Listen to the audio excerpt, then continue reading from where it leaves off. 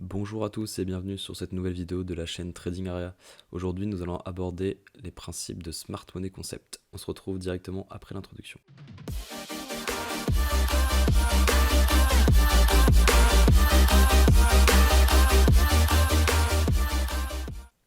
Dans ce premier épisode, nous allons donc aborder les principes de Smart Money Concept.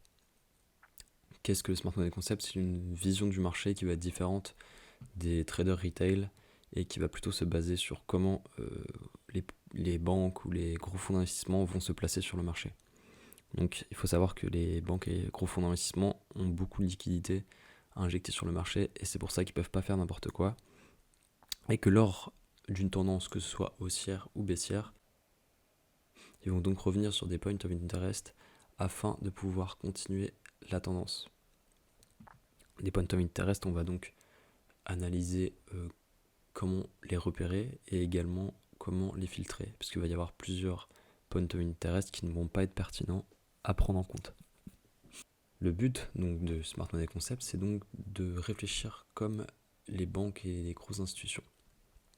Par exemple, lorsqu'un marché va être en tendance haussière, il va effectuer ce type de mouvement et il peut par exemple y avoir la création d'equal low, et c'est-à-dire des lows au même niveau, et c'est là que en fait les retailers vont donc se positionner puisqu'ils vont avoir une résistance et donc rentrer sur le marché avec des ordres à l'achat pour viser les anciens plus hauts. Cependant, donc la vision plus institutionnelle, c'est que cette zone-ci va représenter une zone de liquidité et que les institutions vont venir chercher les personnes qui se sont mises en achat juste ici pour ensuite continuer le mouvement. Et donc toutes les personnes qui se sont positionnées avec un stop loss à ce niveau-ci vont sortir du marché et les institutions vont pouvoir continuer le mouvement. Dans cette première vidéo, nous allons donc aborder différents thèmes sur les Smart Money Concepts. Dans un premier temps, ce sera les structures, les points of interest, les imbalances et les zones discount premium.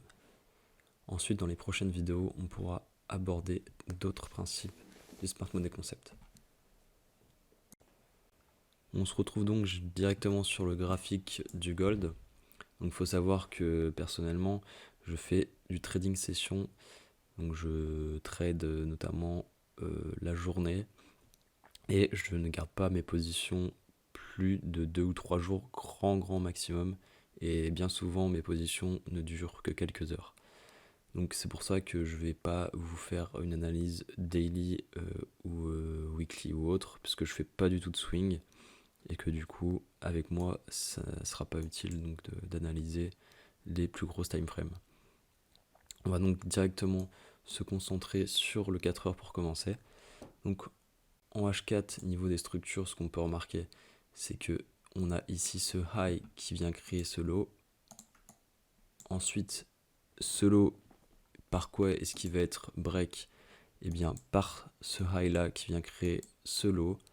Également, donc ce qu'il faut savoir, donc là, si on a une grosse mèche, ça va certainement être une news écho. C'est que je prends en compte les mèches pour mes structures. Donc certaines personnes vont dire que ne vont pas prendre en compte les mèches parce qu'ils trouvent ça pas pertinent. Et bah pour moi, je trouve ça assez pertinent et du coup, je les prends tout de même en compte. Donc, on continue. Ensuite, donc là, on voit que c'est pas break, c'est des equal high qui sont créés. Donc ça, on le verra justement dans les prochaines vidéos. Donc on est toujours dans cette même structure et ensuite on vient ici avec ce lot créer ce nouveau high. On a donc notre structure H4, on va pouvoir peut-être mettre un petit code couleur.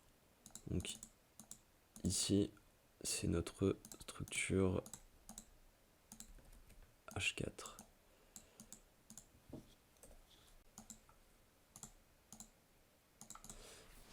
Voilà.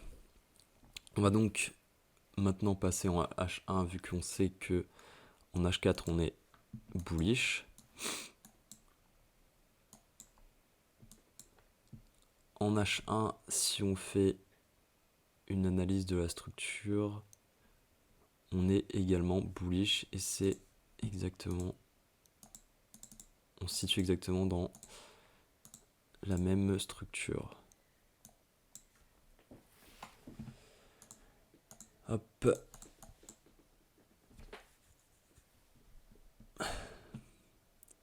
Voilà.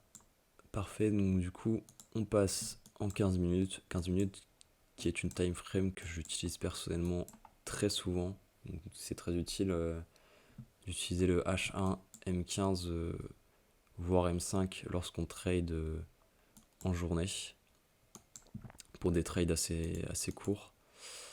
Donc là, on va un petit peu réduire les carrés. Donc, on va donc déterminer nos structures M15. On a donc ce low qui crée ce high, donc ce low, ce high, ce low, ce high, et ce high, ce low.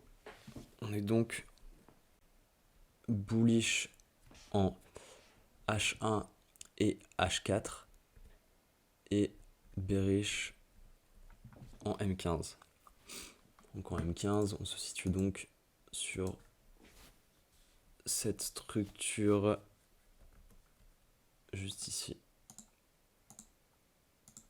Hop. Une fois qu'on a donc déterminé notre structure en M15, on va pouvoir placer un Fibonacci. Hop.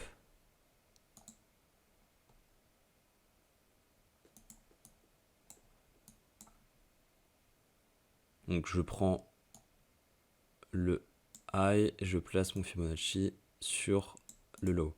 Donc si vous ne savez pas utiliser Fibonacci, que vous n'avez pas les mêmes paramètres que moi, je vous invite à regarder ma dernière vidéo qui vous montre tous les paramètres ainsi que comment utiliser Fibonacci. Voilà, une fois que mon Fibonacci est bien placé, je vais pouvoir essayer d'identifier les points of interest. Donc je vais supprimer juste les couleurs des structures.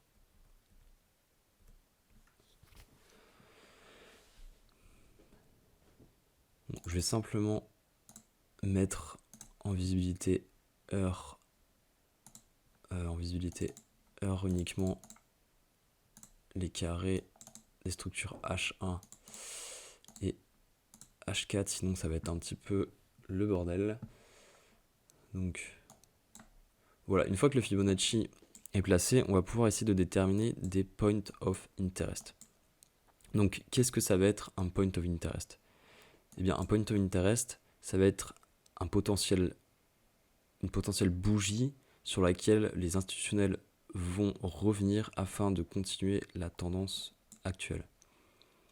Donc on va avoir en fait différents points of interest. Donc qu'est-ce qu'un point of interest? C'est la dernière bougie qui va à la tendance inverse de la structure.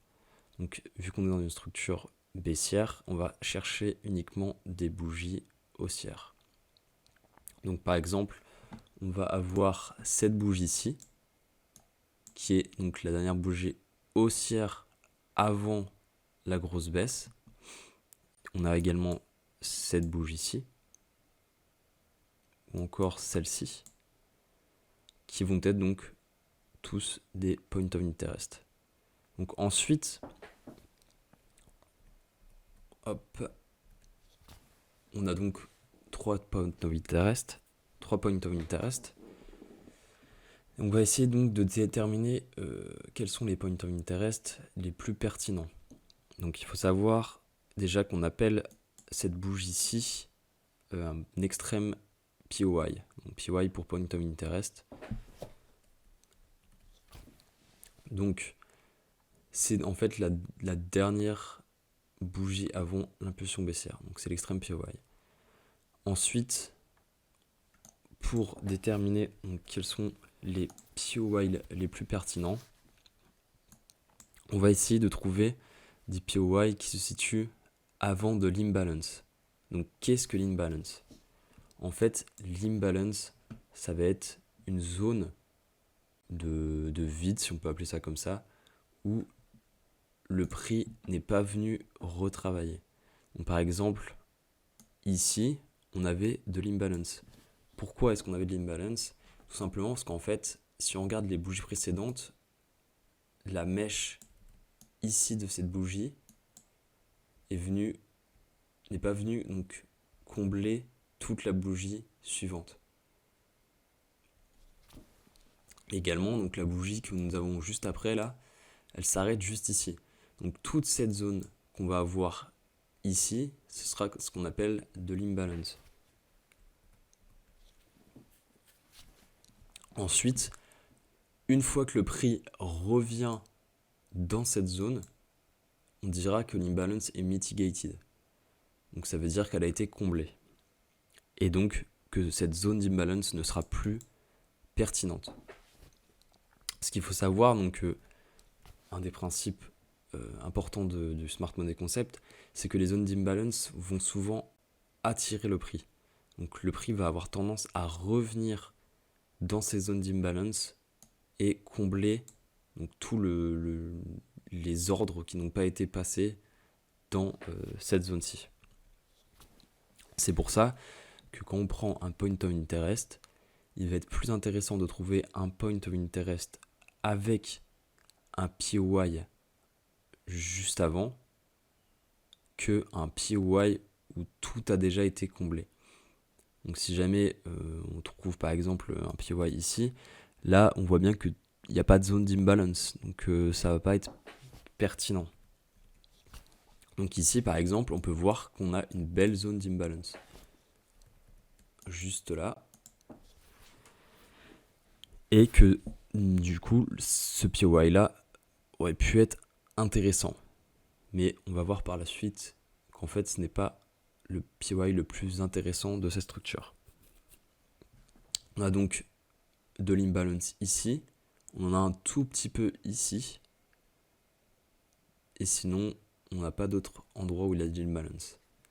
Donc également on peut passer à d'autres time frames en fait. Si jamais vous voulez mieux filtrer vos points of interest, il peut être intéressant de faire une analyse multi-time frame. Donc là par exemple pour cet exemple là je vais passer en 30 minutes et donc mettre en avant mes différentes zones de point of interest. Donc on a donc ce point of interest là qui nous délivre de l'imbalance. Donc là on voit bien qu'on a une zone d'imbalance. Ici également on a également de l'imbalance. Cependant le point of interest ici va être bien plus important et dans une zone beaucoup moins intéressante que celui-ci. Je vais juste changer les couleurs puisque là c'est pas terrible. Donc pourquoi en fait ce point of interest ne va pas nous intéresser ? Eh bien tout simplement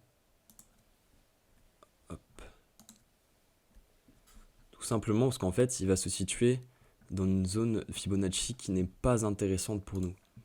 Donc cette zone-ci, entre les 0,5 et le bas de notre structure, ça va être une zone discount. Sauf que nous, on va uniquement rechercher des points of interest qui seront situés dans la zone premium. Donc la zone premium, ça sera situé entre les 0,5 et les 0,88 de Fibonacci. Donc on peut supprimer ce point of interest là puisqu'il n'est pas situé dans une zone pertinente pour nous.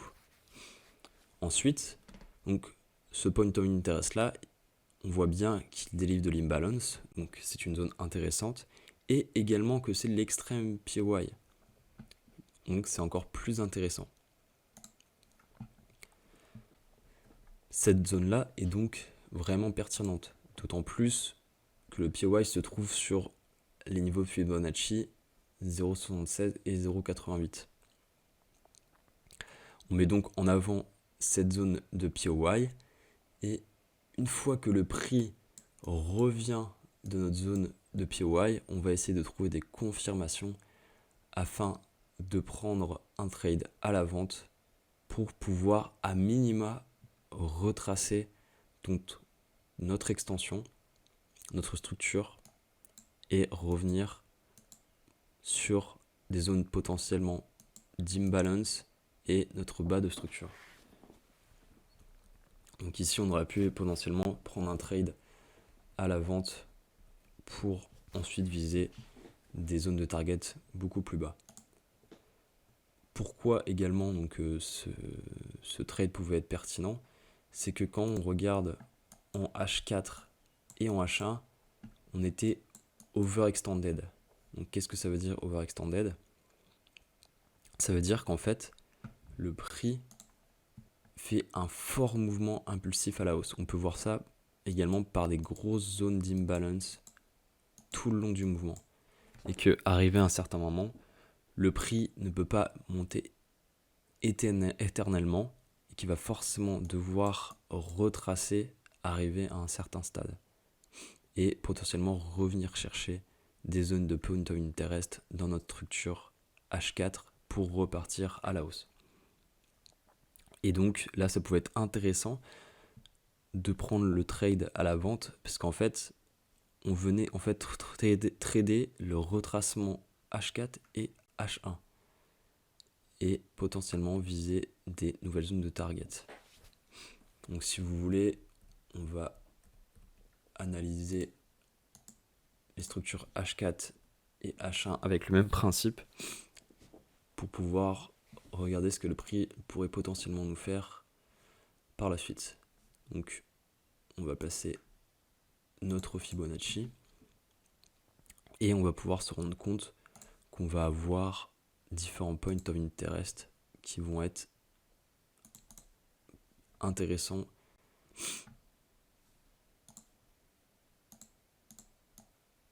si on trade un potentiel retracement. Donc ça va être en fait des zones où le prix peut potentiellement revenir. Le prix pourrait donc potentiellement revenir dans nos zones pour repartir à la hausse en fait et continuer la tendance haussière en H4 et en H1.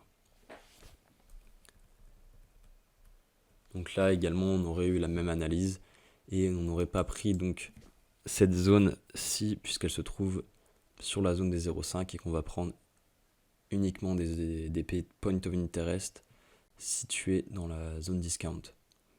Donc on aurait pu prendre ce point of interest là, surtout qu'on a de l'imbalance juste avant et également celui-ci avec une belle zone d'imbalance et on est situé sur le bas de structure. Donc voilà, donc ça c'était un très bon exemple donc, qu'on retrouve sur le gold. Bien évidemment, donc ça va pas être une solution miracle et on va pas poser un ordre de vente juste ici une fois que le prix arrive et directement attendre que le prix touche nos targets. On va essayer d'analyser avec d'autres confirmations et avoir le maximum de probabilité de notre côté, puisque on n'est jamais sûr à 100% que le trade parviendra à nos objectifs. Également, il va être important de pouvoir déplacer son stop loss au fur et à mesure que le trade avance. C'est donc la fin de ce premier épisode concernant le Smart Money Concept. N'hésitez pas à me laisser un petit commentaire si vous avez aimé la vidéo et à partager la vidéo. Donc dans les prochaines vidéos, on abordera donc les autres principes des Smart Money Concept et je pourrai également vous montrer des exemples de trades complets en incluant d'autres indicateurs pour pouvoir rentrer en position sur le marché. Donc si jamais il y a des choses que je n'ai pas assez bien expliquées, n'hésitez pas à me le demander, je pourrais refaire une vidéo ou directement vous répondre en commentaire. Merci à tous d'avoir suivi la vidéo et on se retrouve pour la prochaine vidéo de Trading Area. À bientôt.